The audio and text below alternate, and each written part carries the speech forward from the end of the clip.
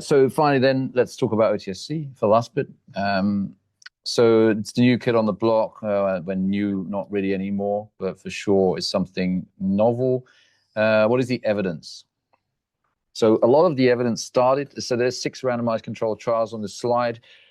We kind of tend to think, don't we, about randomized trials being the gold standard of evidence. I'm not sure that's always true, especially in technique-based therapy, where, of course, the technique can be so variable between centers, and these trials tend to come from specific centers. So how was it done? What was the technique? In OTSC, I think there's less of that because it is quite a standardizable technique, but still there, of course, will be variation. And, of course, randomized controlled trials are not real life.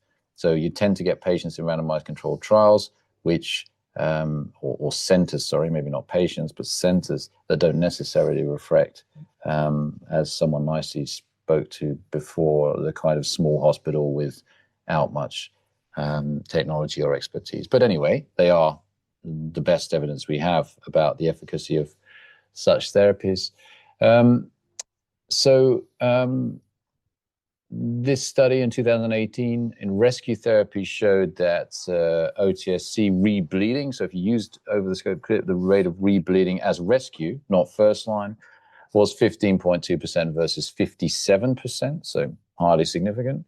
Another study from the